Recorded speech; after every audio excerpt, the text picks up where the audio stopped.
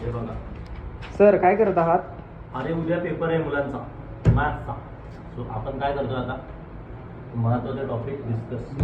आणि आजच्या आमच्या डिस्कशनने मुलांना पासिंग स्कोर सगळ्यात महत्त्वाचा. कोणता स्कोर? Passing score. पहिला आपण पासिंग स्कोर कव्हर करू आणि मग त्याच्यानंतर आज जे पाठांतरवाले विषय आहेत, फॉर्म्युले, काही बेसिक गोष्टी त्यांना रिवाईज करून उद्या एक मिनिमम 70 to 80% आपण पेपर पूर्ण डन करू. याची सध्या आमची सभा चालली. तर जरा तो कॅमेरा, मोबाईल, पुस्तक कडे आणा, दाखवू आपण त्यांना. समजा पार्ट 1 तुम्ही करताय तर सगळ्यात अगोदर तुम्हाला काय करायला लागेल? लिनियर प्रोग्रामिंग, एकदम सोपे. आणि त्याच्यानंतर वेक्टर आणि लाईन अँड प्लेन हे 2 फॉर्म्युला बेस्ड आहेत.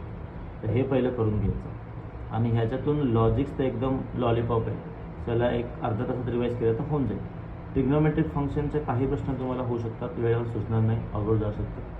ह्याच्यामध्ये जी ए इन्व्हर्सवाली मेथड आहे त्याच्यात रो आणि जी पिरियडवाले असे असले ट्रान्सफॉर्मेशन ते अवघड जाऊ शकतं. बाकी ॲडजॉईंट मेथड सोपी आहे. सो तिच्याने ह्याला सॉल्व करायचा प्रयत्न करायचा.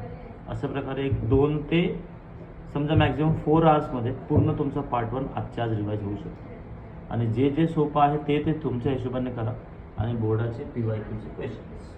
सर मॅथ्सचं सांगितलं पण मॅथ्स 2चं पण सांगा. हां, तसे बघ, हुशार आहे बोलतो. आता मॅथ्स 2 मध्ये जर आपण पाहिलं तर हे आयुष्याला वळणावर लावणारे टॉपिक्स आहेत. डिफरन्सिएशन फॉर्म्युला पार्ट करू शकता, पण फॉर्म्युला पार्ट करण्यासोबतच तुम्ही टाईप्स पण बघून जावा की मागच्या वर्षी कोणत्या टाईपचे 1-2 क्वेश्चन आले होते. अप्लिकेशन ऑफ डेरिव्हेटिव्हमधून वर्ड प्रॉब्लेम कन्फर्म आहे, बरोबर आहे. मला सगळ्यात सोपं वाटतो अप्लिकेशन ऑफ डेफिनेट इंटिग्रेशन, ग्राफवाले, एकदम लॉलीपॉप. इथून नक्की 4 मार्काचा एक क्वेश्चन येतो म्हणजे येतोच. डिफरन्शियल इक्वेशनच्या ऑर्डर आणि डिग्रीचे क्वेश्चन कन्फर्म MCQ आहेच. आणि बाकी तर हे तुम्हाला cherry on the top, probability आणि बायनॉमियल. म्हणजे हे जरी अवघड वाटत आहेत पण तरी इथून तुम्ही पूर्ण प्रॅक्टिस न करता महत्त्वाचे तुम्हाला काय करावं लागेल, पॅटर्न जे आले होते मी त्यांची सुरुवात कशी. उद्या एवढीच गडबड होणार आहे की तुम्हाला सुरुवात आठवणार नाही. एकदा सुरुवात आठवली की सगळं कार्यक्रम सोपं. सर आणि टाइम मॅनेजमेंट कसं करायचं? टाईम मॅनेजमेंटसाठी सगळ्यात महत्त्वाचं आहे की तुम्हाला जो एक्झाम आहे ते एक्झाम लिहायला आहे. आपण काय करतो, लिहिणं सोडून आपण काय विचार करत बसतो की कसं येईल कसं. त्यासाठी आजचं व्यवस्थित रिव्हिजन म्हणजे उद्याचं टाईम मॅनेजमेंट एकदम स्मूथ होईल. जे तुम्हाला व्यवस्थित येत आहे ते पहिले करणे आणि जिथे गाडी थोडीशी अडकली ते फॉर्म्युला गिवन स्टेप्स लिहून पुढच्या क्वेश्चनवर वाटते.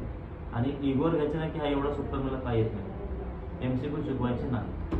आणि मनात थोडीशी जरी भीती असली तरी मॅथ्समध्ये बुद्धी लागणार नाही. मॅथ्स हा बुद्धीचा विषय आहे, बरोबर. तुम्हाला बुद्धी ठेवायसाठी सगळ्यात महत्त्वाचं काय आहे, स्वतःवर असलेला विश्वास.